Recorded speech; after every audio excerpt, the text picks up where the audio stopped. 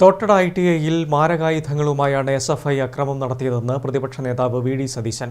തെരഞ്ഞെടുപ്പിൽ നോമിനേഷൻ കൊടുക്കുന്നത് തടയാനാണ് ഈ അതിക്രമം. CPM നേതൃത്വത്തിന്റെ അറിവോടെയാണ് ഈ ആക്രമണമെന്നും പരിക്കേറ്റവരെ സന്ദർശിച്ച ശേഷം പ്രതിപക്ഷ നേതാവ് മാധ്യമങ്ങളോട് പറഞ്ഞു.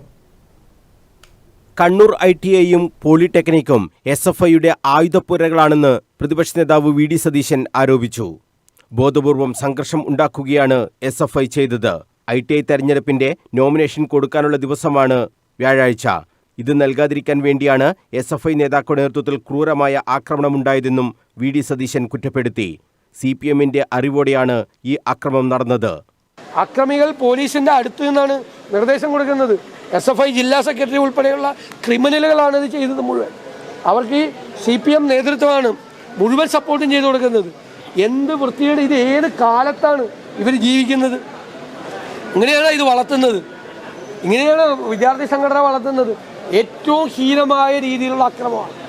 അത് പോലീസ് വേണ്ട രീതിയിലുള്ള നടപടികളുമായി സ്വീകരിച്ചില്ലെങ്കിൽ ഞങ്ങൾ പാർട്ടി ഇത് ഗൗരവമായിട്ട് ഞങ്ങൾ ഏറ്റെടുക്കും. CPM അടുത്ത തലമുറയിലെ ക്രിമിനലുകളെ SFIയിലൂടെ വളർത്തുകയാണെന്നും വി ഡി സതീശൻ ആരോപിച്ചു. ITI പോളിടെക്നിക് യൂണിയൻ ഓഫീസുകൾ ഇടിമുറികളാണ്. അവിടെ നാളെ ഇലക്ഷൻ്റെ നോമിനേഷൻ കൊടുക്കേണ്ട ദിവസമാണ്. അത് കൊടുക്കാതിരിക്കാൻ വേണ്ടിയിട്ടാണ് ക്രൂരമായ ആക്രമണം SFI നേതാക്കന്മാരുടെ നേതൃത്വത്തിൽ നടത്തിയത്. കണ്ണൂരിൽ CPM അടുത്ത തലമുറയിലേക്കുള്ള ക്രിമിനലുകളെ ഈ SFIക്കാരിൽ കൂടി വളർത്തുകയാണ്. ഈ ITIയിലും തൊട്ടപ്പുറത്തെ പോളിടെക്നിക്കിലെയും 2 യൂണിയൻ ഓഫീസുകളും ഇടിമുറികളാണ്.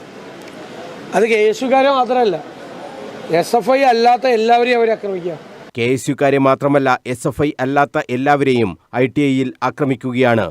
ഇൻസ്റ്റഗ്രാമിൽ ലൈക്ക് ചെയ്തതിന്റെ പേരിൽ KSU അനുഭാവി അല്ലാത്ത കുട്ടിയെ ഇടിമുറിയിൽ എത്തിച്ച് മർദ്ദിച്ച സംഭവം വരെ ഉണ്ടായി.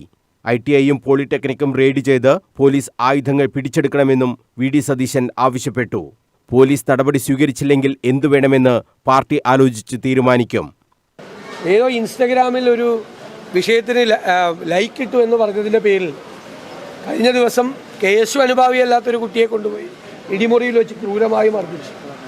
ഇതെന്താണ് ഈ സംസ്ഥാനത്ത് നടക്കുന്നത്? പോളിടെക്നിക്കിലും ITIയിലൊക്കെ പഠിക്കുന്ന കുട്ടികൾക്ക് എന്ത് പ്രായമുണ്ട്? 18-19 വയസ്സൊക്കെ ഉള്ള കുട്ടികളെയാണ് ഇങ്ങനെ ക്രൂരമായി മർദ്ദിക്കുന്നത്. മാരകായുധങ്ങൾ ഉപയോഗിച്ചാണ് ആക്രമിച്ചിരിക്കുന്നത്. ഇത് കുട്ടിക്ക് ഗുരുതരമായ പരിക്കാണുള്ളത്. അല്ല, നട്ടലിനാണ് ക്ഷതമേറ്റിരിക്കുന്നത്. കുറേ ക്രിമിനലുകൾ വന്ന് വ്യാപകമായ ആക്രമണം നടത്തുകയാണ്. കുറേ അധ്യാപകരതിന് കൂട്ടുനിൽക്കുകയാണ്. ഒരു നടപടിയെടുക്കാതെ കൂട്ടുനിൽക്കുകയാണ്. പരിക്കേറ്റ് കണ്ണൂർ മിംസ് ആശുപത്രിയിൽ കഴിയുന്ന മുഹമ്മദ് റിബിൻ CH, രാജേഷ് ബാലൻ, ഹരികൃഷ്ണൻ പാളാട് എന്നിവരെ വി ഡി സതീശൻ സന്ദർശിച്ചു.